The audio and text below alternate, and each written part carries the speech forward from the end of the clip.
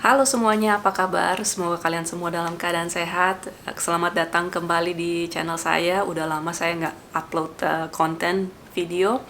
Dan kali ini berkesempatan untuk sharing tentang seputar early childhood education. Jadi saya mau mencoba untuk membuat sebuah diary apa yang cerita yang ada di daycare yang bisa saya bagikan ilmunya ke para orang tua maupun para guru.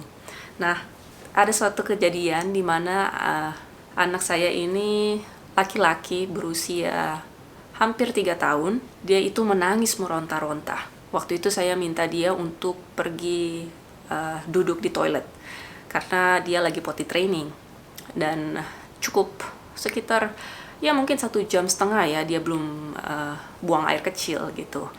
Nah, lalu setelah saya kasih warning, saya kasih timer untuk dia pergi ke WC, dan ketika sudah sampai di WC dia mulai nangis. I don't wanna go to the washroom. Nangis-nangis. Lalu saya bilang, you haven't gone to the bathroom. I'm just worried you're gonna get tummy ache. Lalu dia nangis lagi, makin meronta-ronta, lalu dia pergi sembunyi. Nah, karena dia sudah menangis meronta-ronta, saya bilang, it's okay, you don't have to go to the washroom. Lalu dia sepertinya nggak denger ya, karena dia udah nangis gitu, seperti keblok telinganya, otaknya. No, I don't wanna go to the washroom. Terus sudah saya deketin dia, saya duduk di sebelah dia, saya tanya, can I give you a hug? Terus dia pelan-pelan berdiri, lalu saya bantu, saya pegang tangannya, lalu dia peluk saya juga peluk dia gitu. Saya bilang gini, shh, it's okay, shh, it's okay. Kalau nggak salah hampir semenit begitu, it's okay. Akhirnya dia lama-lama tenang. Dia tenang, dia kan sampai nangisnya tersedak-sedak gitu ya. I don't wanna go to the washroom, it's okay. It's okay. Terus dia diam. Okay, let's take a deep breath. Ambil napas.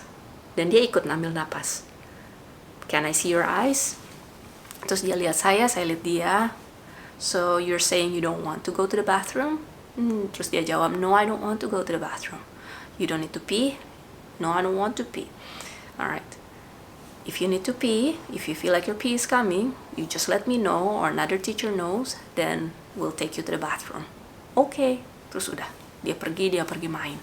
Nah, saya mau menceritakan di sini, mau sharing dengan Anda sekalian pentingnya pelukan.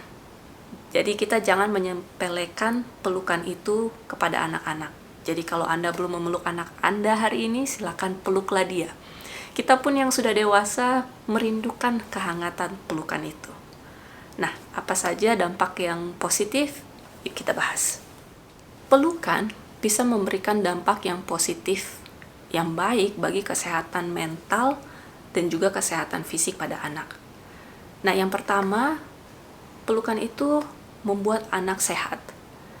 Kita ada hormon oksitosin namanya, itu yang berhubungan dengan rasa dicintai, rasa aman, dan rasa percaya diri. Saya bukan akademis, bukan ilmu kesehatan ya, ini berdasarkan buku yang saya baca atau artikel yang saya baca di website, bahwa dengan dia bisa merilis hormon oksitosin ini, ada hormon-hormon yang lain yang dia rilis untuk bisa menciptakan tubuh kita ini lebih sehat. Nah, yang kemudian pelukan itu meningkatkan rasa percaya diri pada anak, rasa aman, dan rasa dicintai. Selain membuat anak ini tubuhnya menjadi kuat dan sehat, ada secara mental, dia akan lebih tangguh ketika ada sesuatu hal yang sulit yang nanti dia akan bisa perbaiki.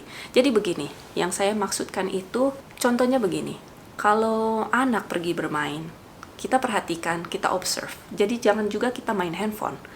Ya, kalau si anak lagi pengen main sendiri, kita dari belakang itu harus juga melihat, mengobservasi anak ini bermain.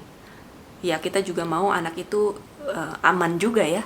Jangan sampai dia jatuh misalkan, atau nggak sengaja terbentur, dan segala macam. Nah, kalau kita perhatikan kadang-kadang anak tuh kalau pergi main, dia akan menengok ke belakang mencari Anda. Apakah Anda masih di situ atau tidak? Nanti mungkin semenit, 2 menit, 3 menit kemudian dia akan menengok lagi, Anda di situ atau tidak. Kadang-kadang kalau yang toddlers itu akan kembali ke Anda cuma buat minta dipeluk atau cuma ngeliat, lalu dia pergi lagi bermain. Ada. Nah, sama dengan pelukan. Pelukan ini membuat anak menjadi rasa aman. Orang tua atau caregivers yang memberikan pelukan itu menandakan bahwa anak ini merasa ada tempat yang dia percayai, ada tempat yang aman bagi dia. Jadi ketika dia jatuh, ketika dia terluka, ada tempat yang nyaman untuk dia kembali. Nah, ini akan berhubungan dengan emosi jiwa dia begitu dia dewasa nanti. Karena dunia ini kan dunia yang challenging, saya bilang. Yang akan ada kesulitan-kesulitan, rintangan-rintangan yang harus kita hadapi. Dan kita harus mempunyai tempat sandaran yang untuk kita hanya untuk sekedar merilis emosi kita. Gitu ya. Mudah-mudahan bisa dipahami. Maksud saya, kalau misalkan masih bingung, silakan ditanya di kolom komentar. Nah, dampak yang berikutnya yaitu pelukan ini bisa membuat anak menjadi menjadi resilient, lebih tangguh. Nah, anak-anak di bawah usia 5 tahun masih belum mampu meregulasi emosi. Emosi seperti apa ya? Kadang-kadang kita melihat anak temper tantrum, marah-marah, meronta-ronta. Kalau kita sudah dewasa kan, kalau kita rasa marah, kita bisa mengontrol diri kita, amarah kita gitu. Dan kita bisa berpikir bahwa, oh, saya marah karena ini, saya marah karena itu, konsekuensinya apa, begini dan begitu. Nah, anak-anak belum paham itu ya. Begitu mereka merasa ada temper tantrum itu, bisa mengarah juga ke stres. Jadi anak kecil ini, anak cilik-cilik ini bisa merasakan stres juga. Nah, stres mereka ya nggak seperti stres kita. Kita mungkin belum paham ya. Beberapa orang melihat bahwa anak kecil nggak apa-apa. Tapi anak kecil bisa merasakan stres. Nah, dengan pelukan, kita memberikan dia rasa aman, berhubungan dengan tadi ya, aman dan percaya diri, dan rasa dicintai, itu sangat berhubungan, dan mengurangi rasa stres itu. Dan ini akan, seperti yang tadi saya jelaskan, akan berhubungan di masa depannya. Jadi resilient itu kita bisa bangkit lagi dari keadaan yang sulit. Itu pemahaman saya. Jadi itu kita bisa Google, nanti saya kasih tampilan resilient itu artinya apa dalam bahasa Inggris. Karena kalau diterjemahkan langsung ke bahasa Indonesia itu agak berbeda artinya, maksudnya. Yang berikutnya, pelukan ini bisa mempererat bond atau hubungan antara orang tua dan anak. Jadi pelukan ini penting supaya kita bisa di kemudian hari anak percaya sama kita gitu loh. Jadi akan mudah bagi dia untuk mencurahkan hati dia, mencurahkan pikiran dia. Ketika kita welcome dia ada tempat untuk dia bisa berbagi, untuk dia ketika dia merasa sulit ada tempat untuk dia kembali. Nah, ada relasi itu antara anak dan orang tua. Dan tentu kita mau itu ya, sebagai orang tua, bahwa anak percaya sama kita.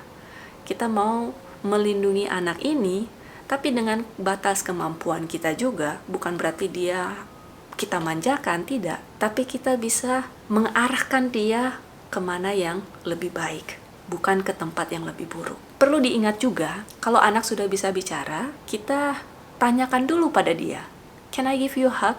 Seperti contoh tadi ya, can I give you a hug? Kalau dia nggak mau, saya akan bilang, oh that's okay, I see you don't want a hug, I see you don't need my hug, and that's fine. Jadi tidak apa-apa. Jadi jangan pelukan itu harus dipaksakan, itu kan nanti jadi aneh, jadi awkward ya. Enggak, kita harus minta izin dulu. Oke, sekian dulu video dari saya. Kalau misalkan ini menarik, silakan komen di kolom komentar di bawah ini. Saya senang juga ya kalau saya bisa berbagi cerita dan berbagi ilmu juga kepada teman-teman sekalian di Indonesia atau dimanapun kalian berada. Karena saya sudah bekerja di sebuah child care center. Saya bekerja di bidang early childhood education ini sudah 10 tahun lamanya. Jadi saya percaya bahwa ada pengalaman-pengalaman yang bisa saya petik dan saya bisa kembalikan ke tanah air saya. Oke, sekian. Terima kasih. Have a great week. Bye.